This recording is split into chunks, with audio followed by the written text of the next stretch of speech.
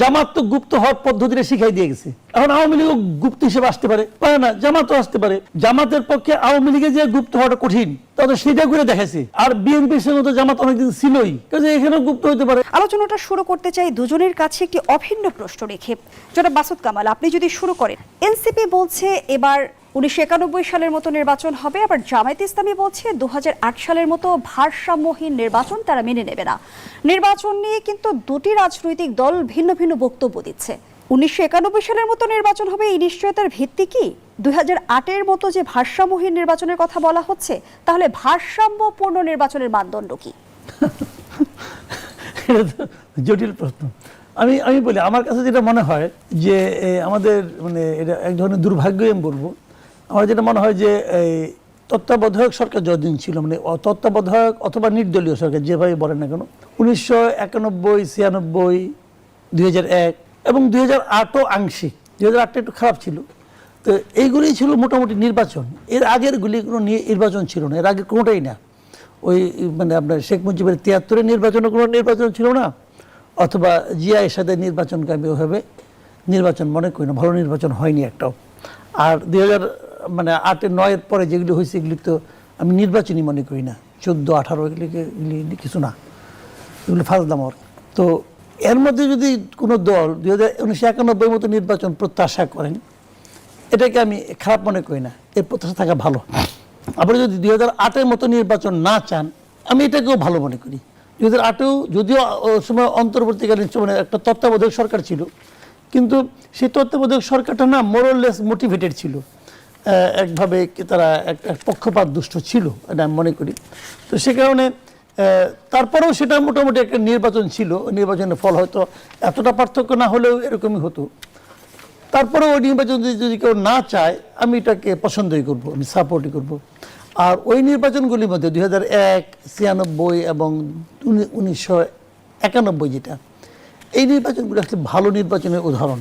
এবং এর মধ্যে সবচেয়ে ভালো নির্বাচন আসলেই 1991 নির্বাচনটা সবচেয়ে ভালো। এখন যদি সবচেয়ে ভালো কেউ চায়, মন্দ কি? যদি একজন দুষ্ট লোকও চায়, তাই বা মন্দ কি? নির্বাচনটা তো ভালো, ওরকম নির্বাচন যদি হয় আমি তো মনে করি হতেই পারে। কিন্তু আমাদের এখানে নির্বাচনের যে বাস্তবতাটা, এগুলির মতো হবে না রে ভাই। এটা হবে না কেন? যে বাংলাদেশের রাজনীতিতে যে যাই বলুক, বাংলাদেশের রাজনীতিতে দল আসলে মূলত জনসমর্থন দিক থেকে বিচার করলে বিএনপির সঙ্গে জামাতের জনসমর্থন ভাই মিলে না। এটা মিলে হলো আওয়ামী লীগের সঙ্গে, আওয়ামী লীগ বিএনপি, এটা বাংলাদেশের পলিটিক্যাল একটা ব্যালেন্স আপনি করেন, আওয়ামী লীগ বিএনপি। আর জামাত এবং জাতীয় পার্টি হলো এরা কোন দলের সঙ্গে মিশবে, মিশে ওই সামান্য 2-3% ভোট বাড়াবে, এটি হলো এদের বৈশিষ্ট্য। এখন ওই যা নাকি অন্যের সহযোগী হয়ে কিছু শেয়ার পেতে চায়, তারাই যদি মূল প্রতিদ্বন্দ্বী হিসেবে আবির্ভূত হতে চায়, সেটা একটু কঠিন হয়ে যায়। এবং সাধারণ মানুষের মধ্যে একটু এটা গ্রহণযোগ্যতা নেওয়া, নানা রকম ইকুয়েশন এখন হচ্ছে, কিন্তু সেই ইকুয়েশনগুলো মনে করেন আপনি তাদের ভোট আগে যাচ্ছে, তার ডাবলও করতে পারে, কিন্তু ডাবল করলেও পার্থক্য অনেক থেকে যায়, তাই না?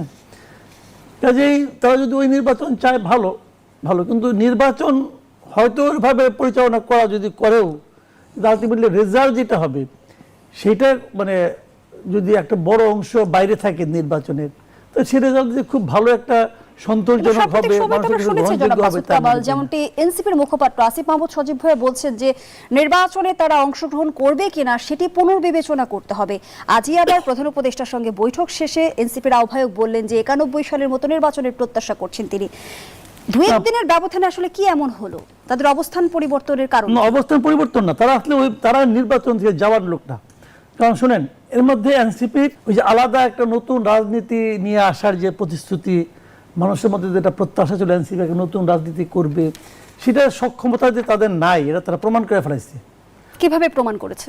এই যে একটা প্রচলিত রাজনৈতিক দলের সঙ্গে নতুন রাজনীতিটা কি, যে রাজনৈতিক দলগুলো আছে, যেমন বিএনপি, আওয়ামী লীগ, জামাত, জাতীয় পার্টি, এগুলো তো আমাদের প্রচলিত দল, অনেক বছর ধরে এই দলগুলি আছে। এই দলের বাইরে তারা কিছু একটা করতে চায়, এই ছিল তাদেরকে নিয়ে জনগণের প্রত্যাশা। কিন্তু তারা দেখিয়ে দিয়েছে তারা এই মানে যে এক্সিস্টিং যে দলগুলি আছে, সেই দলগুলির মধ্যে সবচেয়ে উগ্র এবং দক্ষিণপন্থী যে দল জামাতে ইসলাম, তারা তার পেটের মধ্যে ঢুকে পড়ছে। ঢুকে পড়ে তারা এখন যদি বলে আমি নতুন রাজনীতি করবো, এটা কেউ মানবে ভাই? কিন্তু এনসিপি তো মানতে তো দাবি না। করছে যে এটি আদর্শিক কোনো জোট নয়, কে বলল শুধুমাত্র সেটা? নির্বাচনী নাহিদ সমঝোতা। ইসলাম নিজে বলছে এটা আদর্শিক জোট। নাহিদ ইসলাম নিজে বলছে এটা আদর্শিক জোট। ভাই এটা না বলে কোনো লাভ আছে? এখন তারা যদি কেন্দাও কয় যে আদর্শিক জোটটা, তাও কেউ বিশ্বাস করবো? কেউ বিশ্বাস করবে? ভাই এনসিপি পলিটিক্স ভাই শেষ, একদম শেষ। তারা আবার মুখপাত্র বানাইছে এমন এক লোকরে, যে লোকটাকে ইউনিট সরকারের, আমি তো মনে করি দুর্নীতির আইকন যেটা আর কি, মনে করেন ইউনিট সরকার অনেক ভালো কাজ করছে, যদি এরকম বলি তাহলে তার একটা আইকন আছে। যেমন আমি সেটা মনে করি যে ফজল কবির খান আছে, যে ওনাকে আমি মনে করি যে he is one of the successful man, সে ভালো কিছু কাজকর্ম করছে। আবার ইউনিট সরকারের দুর্নীতির আইকনটাকে সে হলো আসিফ মাহমুদ সজীব ভুইয়া, তো তারা বানাইছে তাদের মুখপাত্র। তো ওটা কি এই দলের কোনো আগা মাথা আছে নাকি রে ভাই? ধন্যবাদ এই দলের জানাচ্ছি কোনো ভবিষ্যৎ জনাব নাই। মাসুদ কামাল। অধ্যাপক ডক্টর মওদুদ আলমগীর পাভেল, যেমনটি আসলে আমরা দেখছি বেশ কয়েকদিন ধরে জামায়াতে ইসলামী এবং এনসিপি বিএনপির বিরুদ্ধে অভিযোগ করছে, বিএনপি এবং তাদের ছাত্র সংগঠন নির্বাচন কমিশন ভবনের সামনে মব ও চাপ তৈরি করেছে বলে অভিযোগ তুলেছেন জাতীয় নাগরিক পার্টির আহ্বায়ক তাহিদ ইসলাম। বিএনপির সিনিয়র নেতৃবৃন্দ ইলেকশন কমিশনে গিয়ে কথা বলে কমিশনের রায়কে প্রভাবিত করছে, এই অভিযোগও করেছেন তিনি। কি বলবেন? আমার মনে হয় যে এই বিষয়গুলো নিয়ে যত কম কথা বলা যায় ততই ভালো, কারণ আমরা একটা নির্বাচন প্রত্যাশা করছি। যেমনটি অন্যান্য যারা বলেছেন যে তারা 91 সালের মতো নির্বাচন চান, কেউ কেউ 2008 সালের মতো নির্বাচন চান না, এই সব কিছুর মধ্যে দিয়ে কিন্তু একটা বার্তা আছে যে প্রত্যেকের একটা ভালো নির্বাচনের প্রত্যাশা রয়েছে। আর নির্বাচন যত ঘনিয়ে আসবে, প্রত্যেকটা রাজনৈতিক দলেরই তো নির্বাচন কমিশনের সাথে তাদের তো যোগাযোগ রাখবার একটা প্রয়োজনীয়তা আছে, তাদের বিভিন্ন রকম প্রশ্ন আছে, জিজ্ঞাসা আছে। কারণ এই যে ছাত্র দলের কথাটি বলছেন, ছাত্র দলের কথাটিকে যদি আমি পাশে রেখে যদি আমি মূল কথাতে যদি আসতে চাই, আপনি দেখুন নির্বাচন শুরুর আগে পোস্টাল ব্যালট যেটা প্রবাসীদের কাছে পাঠানো হয়েছে, সেই পোস্টাল ব্যালটের ভেতরে যে কতগুলো অসঙ্গতি আছে এটা আপনারা নিজেরা কিন্তু বিভিন্ন সময় বিভিন্ন জায়গায় দেখেছেন। আমরা এমন দেখেছি যে মধ্যপ্রাচ্যের বেশ কিছু দেশে পোস্টাল ব্যালট, এক গাদা পোস্টাল ব্যালট একটা ঘরের ভেতরে আছে, যেখান থেকে তারা ওই পোস্টাল ব্যালটগুলোতে তারা প্রতীক চিহ্ন বসাচ্ছেন এবং সেগুলোকে আবার খামের ভিতরে ভরছেন। এইগুলো নিয়ে কি নির্বাচন কমিশনকে কোনো সময় বলেছে যে এই কাজগুলো অনৈতিক, এবং কীভাবে একটা ব্যক্তির কাছে এতগুলো ব্যালট পেপার কীভাবে যায়, এটাকে খতিয়ে দেখার কোনো প্রয়োজন আছে কি না, এটা দেখার বিষয় আছে। দ্বিতীয়ত আপনি দেখবেন যে যে পোস্টাল ব্যালট যেটা তৈরি করা হয়েছে, সেই পোস্টাল ব্যালটের ভেতরে তারা বলছেন যে বাংলা বর্ণমালার ক্রম অনুযায়ী তারা এটাকে সাজিয়েছেন। তো সাজাবার জন্য কি এটাকে বলেছে যে এটাকে কলাম অনুযায়ী সাজাবেন নাকি সারিতে সাজাবেন? আপনি তো কলামের মধ্যে কলাম অনুযায়ী সাজিয়েছেন, এটা এই কলাম অনুযায়ী সাজাবার কথা কি আপনার গেজেটে বলা আছে নাকি আমার কলাম অনুযায়ী সাজাতে হবে? সেটাও নাহি তর্কের খাতিরে মেনে নিলাম। কিন্তু আপনি দাঁড়িপাল্লা আর দালান, আপনি বাংলা বর্ণমালার কোন হিসাবে বলতে পারেন যে দাঁড়িপাল্লার পরে দালান হবে? আপনি যদি ব্যঞ্জন বর্ণের মধ্যে যান, তাহলে রবীন্দ্র র কি লয়ের আগে আসে না পরে আসে, সেই হিসাবটা করুন। আপনি যদি ব্যঞ্জন বর্ণের কাছে যান, তাহলে আকার আর রসিকার এটার মধ্যে কোনটা আগে আসে?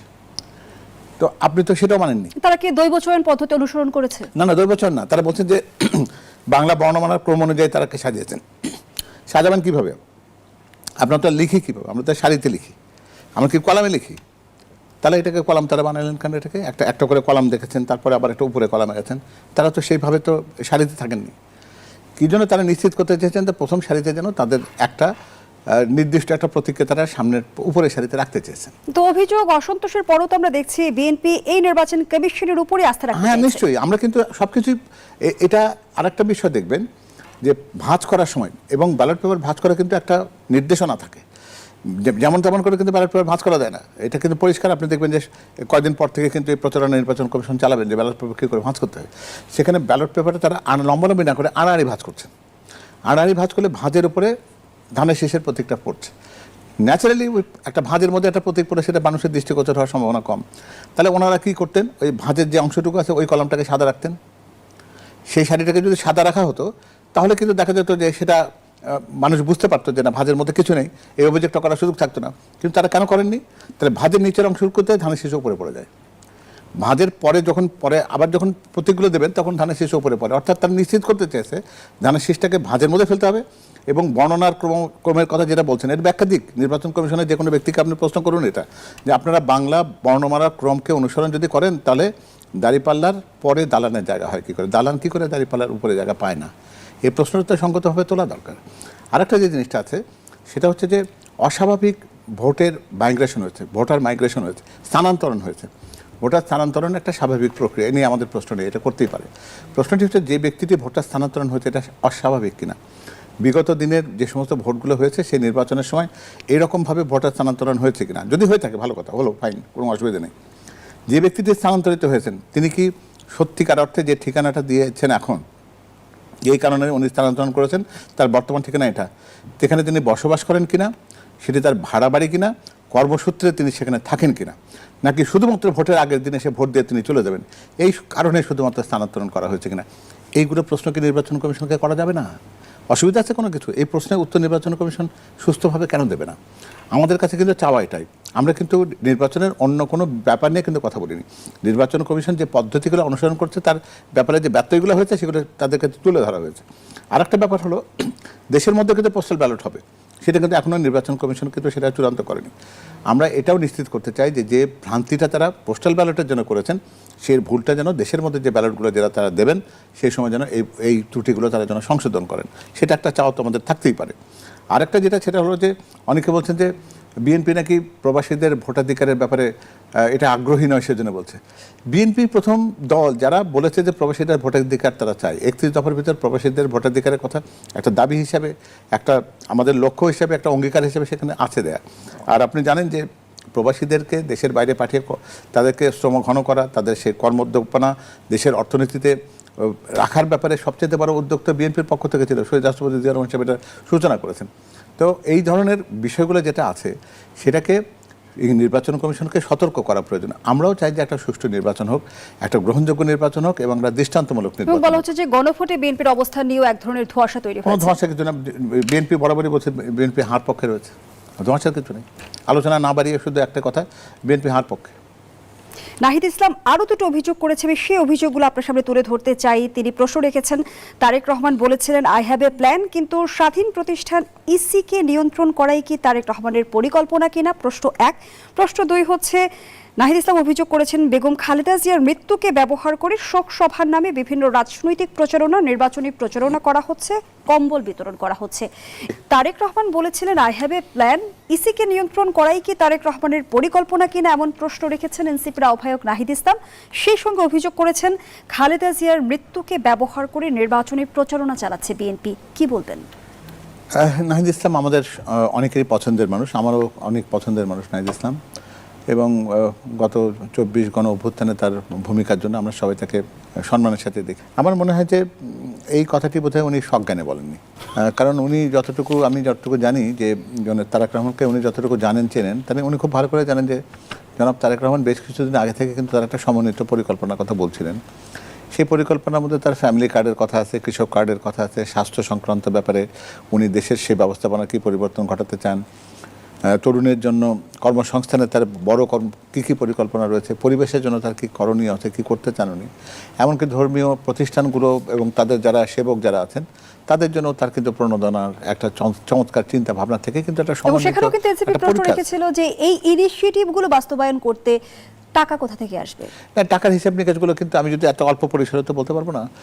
এগুলো কিন্তু দেখবেন যে প্রত্যেকটা পরিকল্পনা যে জায়গাগুলোতে আছে সেখানে কিন্তু পরিষ্কার বলা আছে যে এই টাকাগুলো আমরা কোত্থেকে নেব। কারণ এখনও কিন্তু প্রায় সামাজিক সুরক্ষা খাতের প্রায় 100-র বেশি প্রকল্প আছে এবং সেগুলোর মধ্যে অনেকগুলো ওভারল্যাপিং, যেগুলোর মধ্যে অনেক টাকার ব্যয় এখানে হয়। আপনারা জানেন প্রায় 9,000 কোটি টাকার বেশি এই খাতগুলোতে বরাদ্দ থাকে।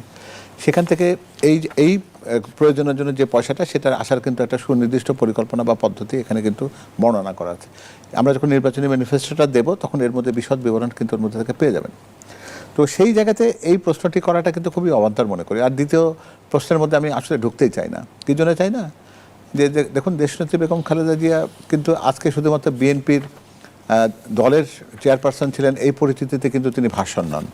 তিনি কিন্তু শুধু বাংলাদেশের ভেতরে বলবো না, বরং এই পৃথিবীর সব জায়গায় যারা গণতন্ত্র মানা মানুষ যারা রয়েছেন তারা যেভাবে তার প্রতি যে শ্রদ্ধা জানিয়েছেন তার ইন্তেকালের পর, সেক্ষেত্রে তিনি কিন্তু দলের সম্পদ হিসেবে বা দলের গণ্ডির মধ্যে তিনি আবদ্ধ ছিলেন না। পুরো বাংলাদেশের জনমানুষের মনের ভেতরে তার একটা গভীর জায়গা হয়েছে। তো বিএনপির ঠিক এত বেশি পদস্খলন ঘটেনি যে ম্যাডামের মতন একজন মানুষ যার প্রতি তাদের শ্রদ্ধা রয়েছে অসীম, তাকে রাজনীতির কাজের কারণে ব্যবহার করতে হবে। এটা বিএনপির কোনো একজন সাধারণ কর্মী বোধহয় স্বপ্নে এই কথা কল্পনা করেন না। আমার মনে হয় যে নাহিদ ইসলাম যদি পরে নিজেকে যদি আত্মবিশ্লেষণে যান, হয়তো তিনি ভাববেন যে এই কথাটি তার বলা ঠিক হয়নি। বাংলাদেশের সংবিধানে বলা আছে বাংলাদেশ বাদে অন্য কোনো দেশের নাগরিকত্ব থাকলে একজন ব্যক্তি জাতীয় সংসদ নির্বাচনে প্রার্থী হতে পারবেন না, কিন্তু বাস্তবতা যদি আমরা তুলে ধরি প্রায় 2 ডজন প্রার্থী নির্বাচনে অংশ নেওয়ার সুযোগ পাচ্ছে।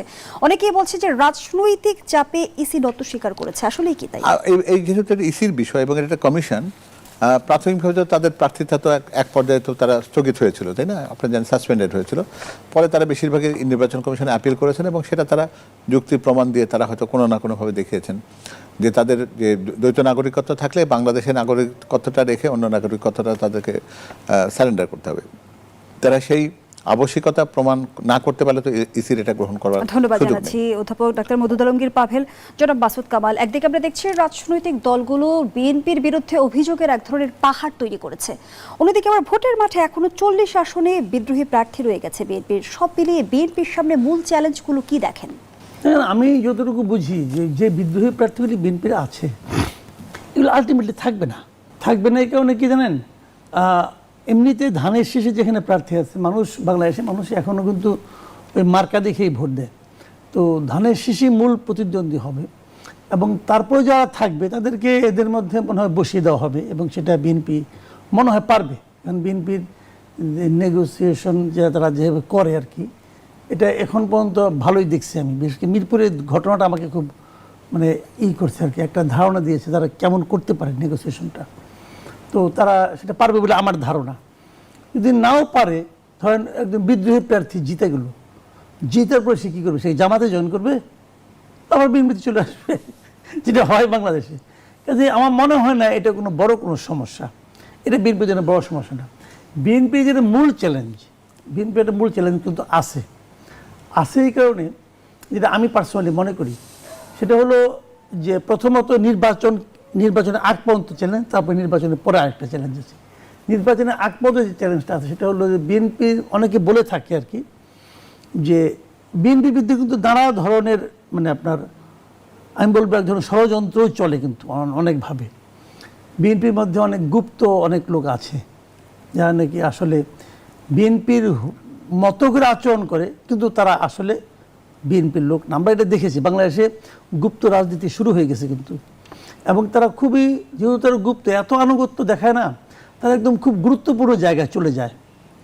এগুলিকে বিএনপির আইডেন্টিফাই করতে হবে। আইডেন্টিফাই না করলে বিএনপি ধরা খাবে, এতে কোনো সন্দেহ নাই।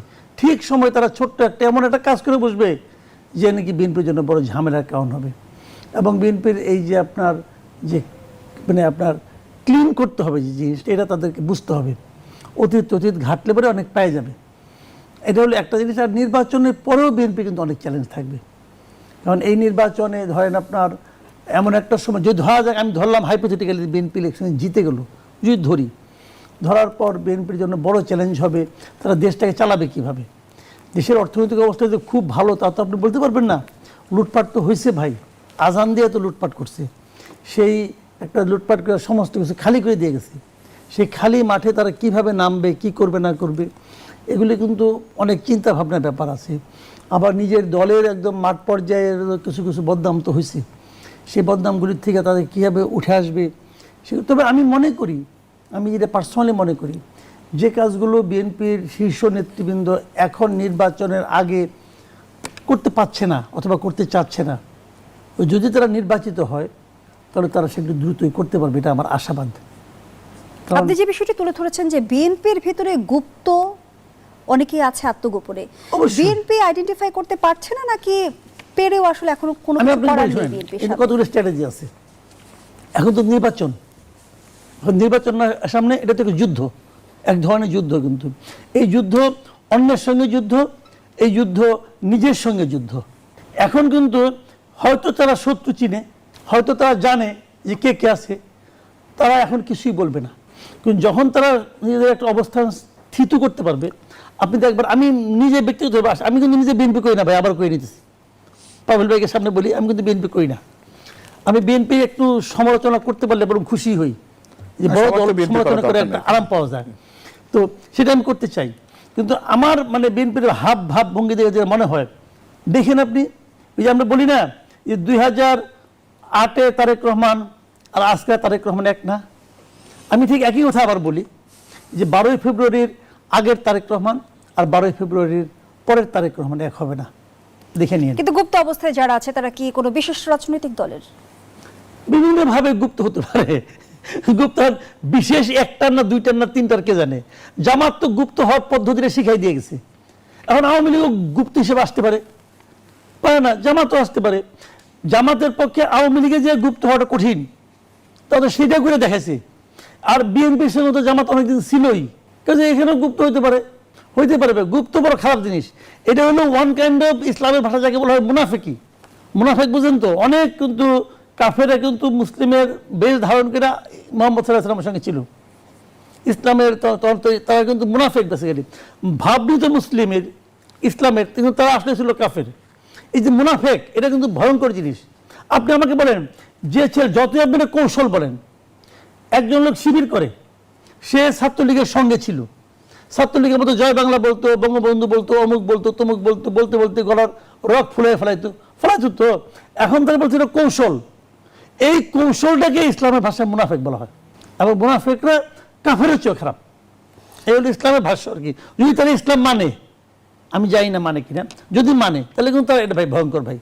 আপনার কথা হলো আপনি আপনার আদর্শ নিয়ে আসেন, আপনি অন্যের আদর্শ নিয়ে ওই ভেগ ধরে তারপরে আপনি জবরদখল করবেন, এটা ভালো না, এটা ভালো না। তো এই জায়গাটা কিন্তু ভাই মানতে হবে। এখনো কিন্তু দেখবেন আপনি মাসুদ কামাল, আমরা রাজনৈতিক অঙ্গনে যেমন জাতীয় সংসদ নির্বাচন নিয়ে আলোচনা দেখছি, সেই সঙ্গে গণভোট নিয়েও কিন্তু ব্যাপক আলোচনা চলছে, এবং গণভোটে প্রশাসন ও রাষ্ট্রযন্ত্র যে নিরপেক্ষ থাকবে, জনগণের মাঝে সে আস্থা কিভাবে তৈরি হবে? গণভোটে আমরা জানি অন্তর্বর্তী সরকার হ্যাঁ এর পক্ষে অবস্থান নিয়েছে।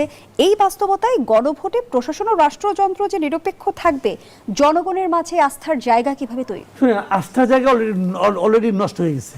কারণ আপনি দেখেন একটা জিনিস, এটা ভোট, তো ভোট মানে কি? ভোট মানে এটা হইতে পারে, ওটা হইতে পারে, দুইটাই হইতে পারে, এবং ডিসিশনটা কে নিবে? জনগণ নিবে। আপনি জনগণের সিদ্ধান্তকে প্রভাবিত করার চেষ্টা করতেছেন।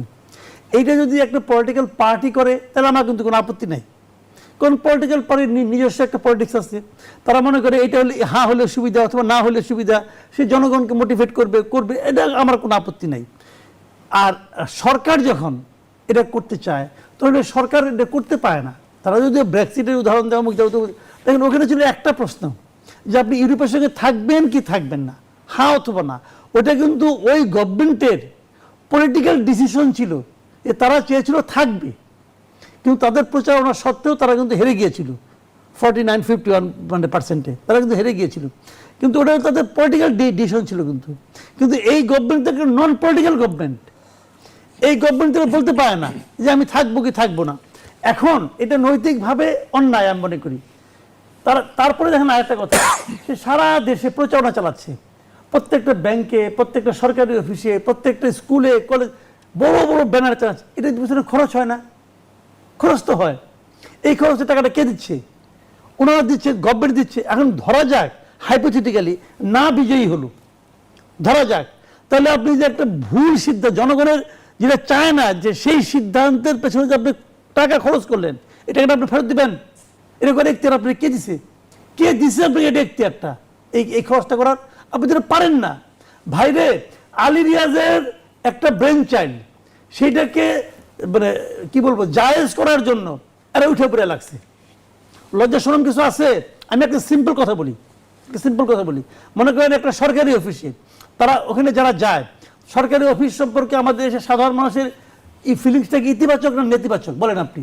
সমস্ত সরকারি অফিসকে তারা ভয় পায়, ওখানে গেলেই কাজ ঝুলা যায়, ঘোরায়, অমুক করে।